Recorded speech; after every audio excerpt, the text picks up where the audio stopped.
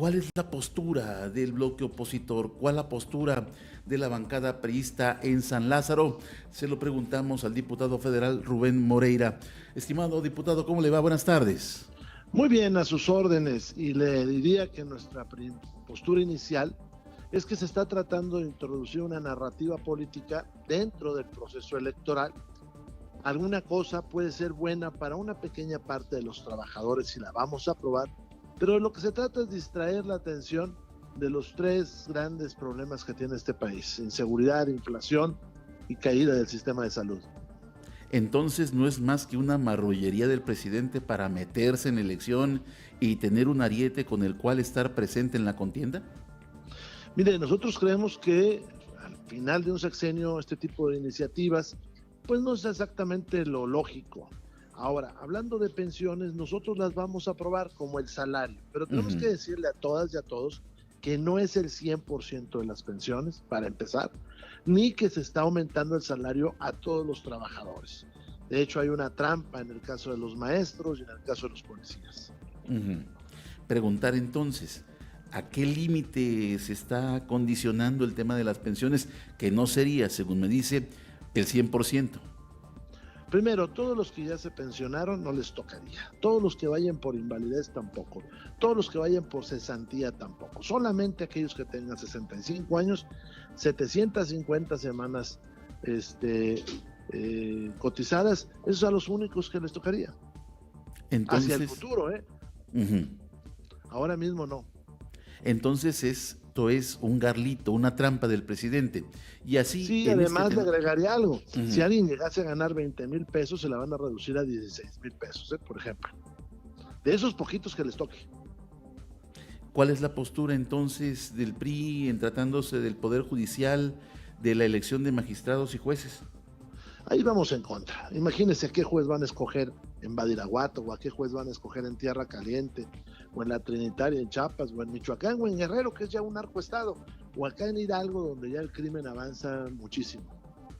Hay zonas importantes en donde los transportistas, en donde los empresarios se quejan amargamente del tema de la seguridad, y en este paquete de reformas, una vez más, la intención está de que la Guardia Nacional pase a la Secretaría de la Defensa Nacional. ¿Cuál es la postura del PRI?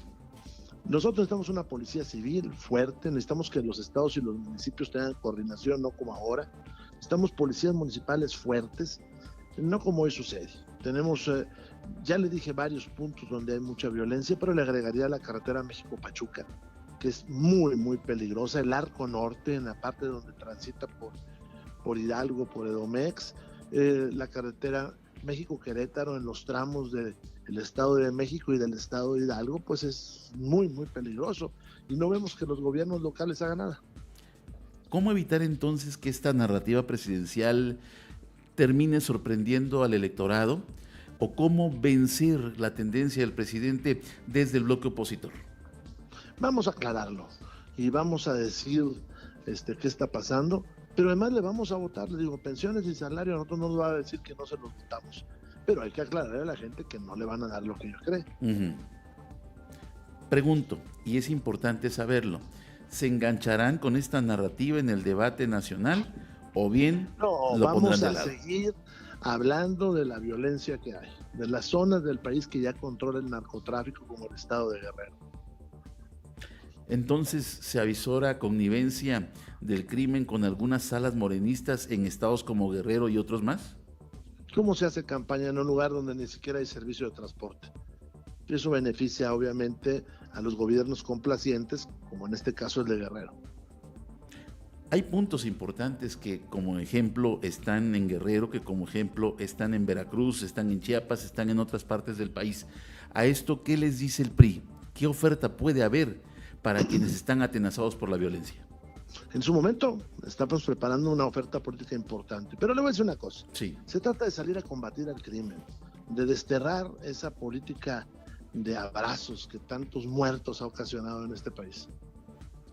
Porque de momento pareciera que el presidente con eso ya consiguió un boleto para participar en la contienda, y así lo reconoció en su discurso. No, incluso reconoció que es muy probable que no gane su candidata. Lo dijo. Si fuéramos freudianos diríamos que todo su discurso está porque su candidata no va a ganar. Y entonces, ¿cómo sacarlo de la contienda, cómo sacarlo de la narrativa, si este es precisamente el pase de entrada a Yo esta creo que discusión? 3 estrategias. La primera la tendrá la compañera Xochitl en su campaña activa. La segunda es nosotros hablar de los grandes flagelos que tiene el país. Y la tercera es retarlo al grupo de Morena a que vote la semana de 40 horas la pensión a partir de los 60 años. Yo creo que eso es parte de lo que tenemos que hacer. ¿Habrá parlamento abierto para las reformas constitucionales? Yo creo que no es necesario. Vámonos directamente al pleno, aunque duremos días ahí. O sea, ¿en este mismo periodo se estaría resolviendo el tema de las iniciativas? Sí, no tenemos problema. En votar lo que se va a votar a favor no tenemos problema. Y en negarnos a lo que vamos a negarnos tampoco. Interesante lo que se puede ver en la Cámara de Diputados y al final del día, si estas reformas se resuelven en este periodo, pues no quedaría nada para la siguiente legislatura, pero el peligro está en que desde el Congreso Federal, con una votación mayoritaria de la bancada oficialista, se puedan revivir estas iniciativas, como ejemplo la del Poder Judicial. Claro, y pasarnos a un Estado controlado por los poderes fácticos. Pero ahorita vamos a dar la batalla y va a ver usted que van a salir bien las cosas. Aprecio mucho que me haya tomado esta comunicación, diputado. Un gran abrazo a su gran Estado también. Gracias. Es la voz de Rubén Moreira, coordinador parlamentario del PRI en la Cámara de Diputados Federal.